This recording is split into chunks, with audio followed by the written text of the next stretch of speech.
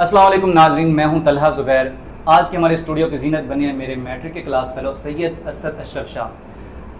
سید اسد اشرف شاہ صاحب نے اور میں نے میٹرک اکٹھے کی۔ میٹرک کرنے کے بعد ہم دونوں کی فیلڈز ڈیفرنٹ ہیں۔ میں نے کی کیمیکل انجینئرنگ، اس کے بعد میں فری لانسنگ کے میدان میں آ گیا، اور اسد بھائی نے جی سی یونیورسٹی سے بی ایس سائیکالوجی کی۔ الحمدللہ اس وقت یہ سائیکی کیئر کلینک ملتان میں اپنی بطور سائیکالوجسٹ، بطور ماہر نفسیات اپنی خدمات سر انجام دے رہے ہیں۔ اسد بھائی، میرا آپ سے پہلا سوال جو ہے، سائیکالوجی بیسکلی ہے کیا؟ لوگوں کو اس کے بارے میں بھی نہیں پتہ۔ طلحہ بھائی، شکریہ آپ نے انوائٹ کیا، اور ایک بہت اچھے موضوع کے اوپر جو ہے آپ نے گفتگو کا یہ سلسلہ رکھا ہے۔ جو سائیکالوجی ہے وہ اصل میں دو یونانی لفظوں سے بنی ہے۔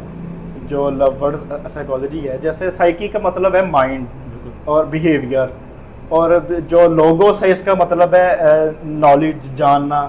تو دراصل یہ جو ڈسپلن ہے یہ مائنڈ کی سائنس ہے، بیہیویئر کی سائنس ہے کہ ہمارے جو رویے ہیں وہ کس طرح سے بنتے ہیں، شخصیت ہماری کس طرح سے بنتی ہے اور کن فیکٹرز پہ ڈیپینڈ ہوتی ہے، اور اس میں کیا مسائل آ جاتے ہیں۔ اب یہاں پہ ایک جو سوال اٹھتا ہے کہ یہ مائنڈ میں اور بیہیویئر، مائنڈ اور برین میں کیا فرق ہے؟ تو برین اصل میں مین آرگن ہے جو کہ اس کی فزیکل ایک ایگزسٹنس ہمارے پاس موجود ہے۔ اب اس کے اوپر سے آپ ایسے سمجھ لیں کہ جو خیالات کا اور جو سوچوں کا ایک حملہ ہوتا ہے انوائرمنٹ سے، ان ساری چیزوں کو ایک ہم نے سبجیکٹیوٹی، ایک مائنڈ کا نام دیا ہے، وہ اسے کنٹرول کرتی ہے۔ صحیح۔ اصل میں میرا آپ سے اگلا سوال یہ ہے، سائیکالوجی کا انسانی شخصیت، انسانی زندگی میں کیا کردار ہے؟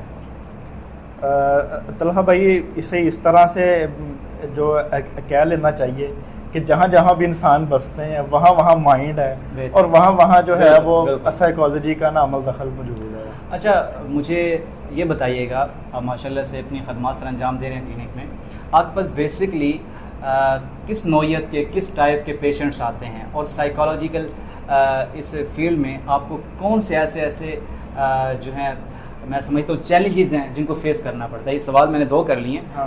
آپ کو بیسکلی کون سے ایسے چیلنجز ہیں جن کو فیس کرنا پڑتا ہے، اور کس ٹائپ کے پیشنٹس کو آپ کو دیکھنا ہوتا ہے؟ طلحہ بھائی، اگر ملتان کے ہم کلچر کی بات کریں نا، کیونکہ اس میں کلچر کا فرق آ جاتا ہے، تو ملتان میں یہ ہے کہ اینزائٹی پیشنٹ جو ہیں وہ زیادہ ہیں۔ صحیح۔ اور اس کے علاوہ جو ریلیشن شپ ایشوز ہیں، پھر جو سیکنڈری ہیلتھ کے ایشوز ہیں، اور اس کے علاوہ ابھی جو ہے وہ ریلیشن شپ کاؤنسلنگ کا، کیریئر کاؤنسلنگ کے حوالے سے بھی رجحان بڑھ رہا ہے، لوگ آ رہے ہیں کلینک میں۔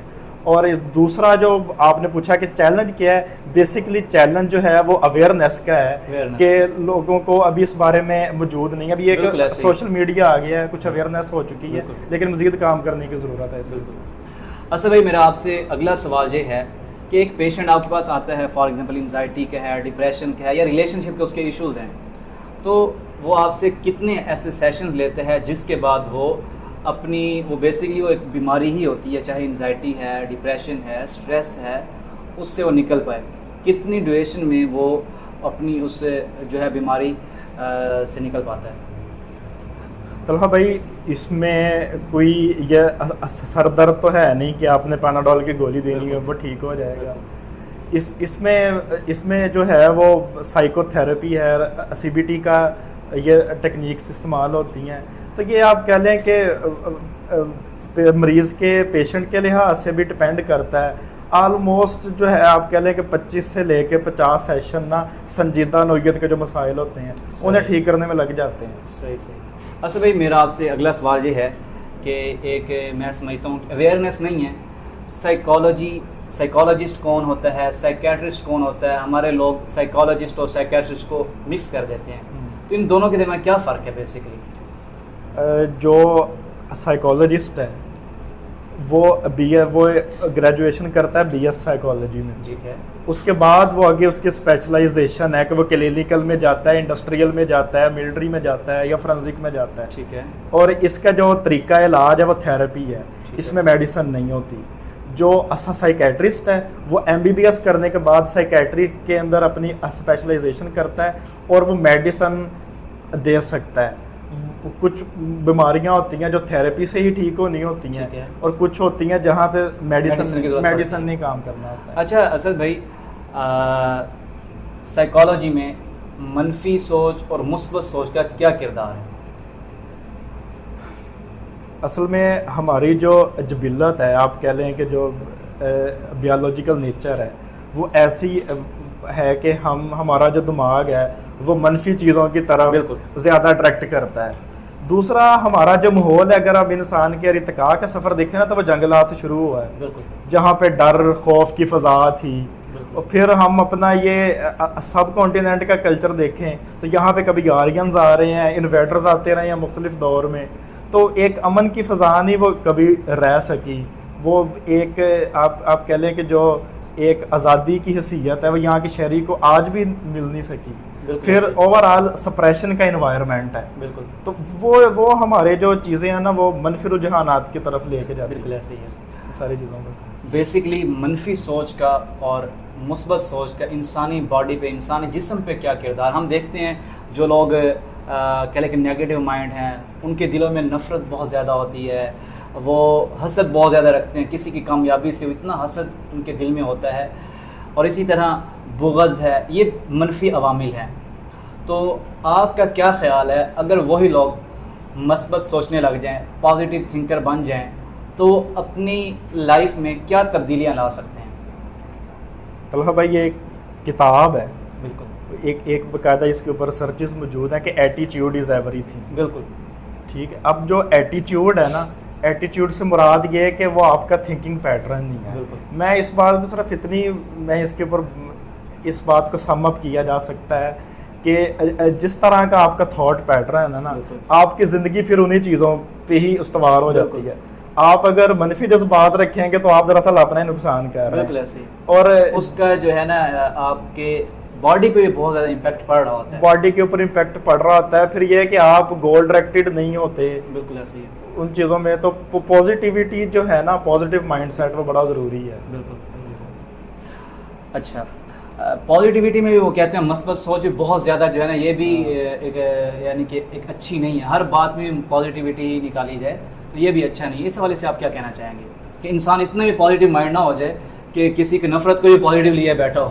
دیکھیں, اب جیسے ہو کہ آپ کی لائف میں ایک ٹاکسک پرسن ہے, آپ اس کی جگہ آپ اس کی وجہ سے ڈسٹرب بھی ہو رہے ہیں, اب آپ اسے چلو کوئی گل نہیں آ رہے, اب آپ اسے پازیٹیو وے میں لے کے ڈیلیٹ نہ کرو. تو وہ آپ کی بات ٹھیک ہے کہ وہ ایک جو ہے نا نارمل اسکیل رکھنا پڑتا ہے. یعنی کہ بہت زیادہ پازیٹیو ہونا بھی یعنی کہ خطرہ ہے, اور یہ بھی غلط ہے. ٹھیک ہے. اچھا, میرا آپ سے اگلا سوال یہ ہے کہ لائف کاؤنسلنگ کے حوالے سے ماہر نفسیات کا بیسکلی کیا کردار ہے؟ وہ کیا کردار سے انجام دے رہے ہیں کہ ہمارے جو نوجوان ہیں ان کی لائف کاؤنسلنگ, ان کی کیریئر کاؤنسلنگ کریں؟ ماہر نفسیات کے حوالے سے جو بنیادی طور پہ سمجھا یہی جاتا ہے کہ انہوں نے بیماریوں کو ٹھیک کرنا ہے. بالکل. جبکہ اس کے اندر لائف کاؤنسلنگ آ جاتی ہے, ریلیشن شپ مینجمنٹ آ جاتی ہے, کیریئر کاؤنسلنگ آ جاتی ہے. آپ اس کے حوالے سے سائیکالوجسٹ کے پاس جائیں, اور لوگ آ رہے ہیں کلینکس میں اپنے مسائل کو لے کے ڈسکس کرتے ہیں. ایون میرج کاؤنسلنگ آ جاتی ہے کس کے اندر کہ آپ نے شادی شدہ زندگی آپ نے کیسے گزارنی ہے.